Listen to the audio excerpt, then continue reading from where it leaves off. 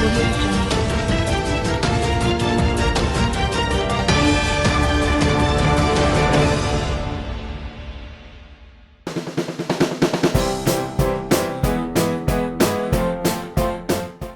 surga dan kabar gembira berhembus kepada para tenaga honorer di seluruh Indonesia.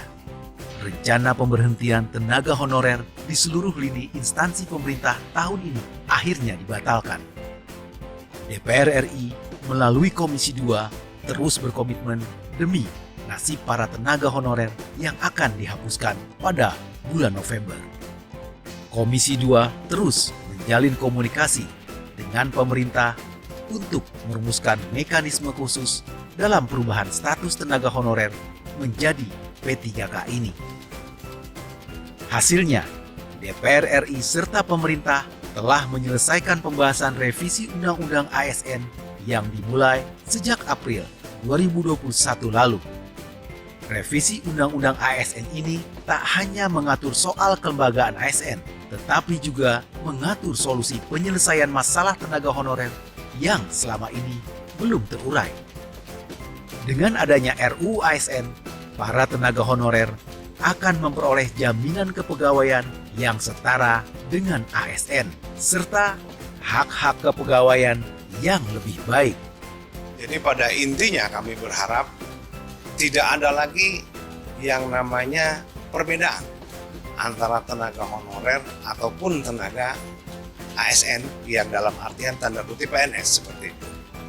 Ya pada intinya kami meminta kepada pemerintah, dan ini tercantum di dalam undang-undang, bahkan masuk ke dalam norma, termasuk juga pengaturan tenaga paruh waktu yang ada di tenaga honorer, ya tentunya harus sesuai dengan kesejahteraannya dan hidup dan penghidupannya. Yang pasti kami berharap sampai Desember ini 2024 tenaga honorer, harapan kami, dan itu sudah disepakati dengan pemerintah, itu sudah tidak ada lagi seperti itu. Jadi sudah ada lagi tidak ada lagi P3K, tidak ada lagi tenaga honorer, semuanya dianggap ASN. Itu harapan yang kami inginkan, dan itu sudah bersambut dengan pemerintah, dan itu juga sudah dimasukkan ke dalam norma yang ada di dalam Undang-Undang ASN yang baru seperti itu. Intinya seperti itu. DPR RI mendorong pemerintah dalam setahun ke depan untuk dapat mengatur strategi penataan tenaga honorer dengan lebih komprehensif agar tidak merugikan pemerintah dan masyarakat.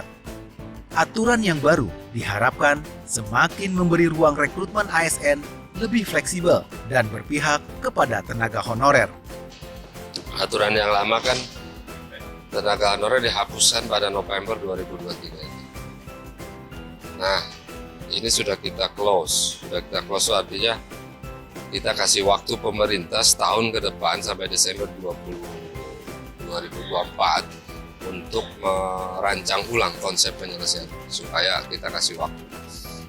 Supaya apa juga, supaya teman-teman tenaga honorer, kemudian juga yang sejenisnya di berbagai sektor, apa kesehatan, pendidikan, dan yang lain-lainnya itu juga bisa menarik napas lega, bahwa kuncinya win-win solution. Artinya mereka juga happy ending, bisa senyum, tapi pemerintah juga tidak kedodoran dari sudut anggaran.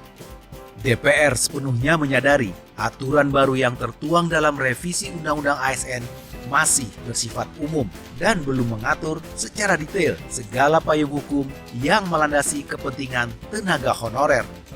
Untuk itu, dalam kurun waktu 1 tahun ke depan, Undang-Undang ASN baru akan dievaluasi untuk menutup celah kebijakan yang merugikan para tenaga honorer. Dalam waktu dekat setelah ini disahkan, PP itu akan keluar pengaturannya seperti apa. Dan ini kan penataannya sampai Desember, diberi waktu Desember 2024. Kita melakukan evaluasi dan juga menyusun peraturan pemerintah tentang penataan honorer ini seperti apa. Perubahan status tenaga honorer menjadi P3K akan membawa dampak positif bagi para honorer di seluruh Indonesia. Mereka akan mendapatkan jaminan kepastian kerja dan kesejahteraan yang lebih baik. Status kepegawaian yang setara dengan ASN akan memberikan keamanan dan perlindungan bagi para tenaga honorer. Hal ini akan menjadi solusi bagi masalah keunggulan kerja yang selama ini dialami oleh para tenaga honorer di seluruh Indonesia.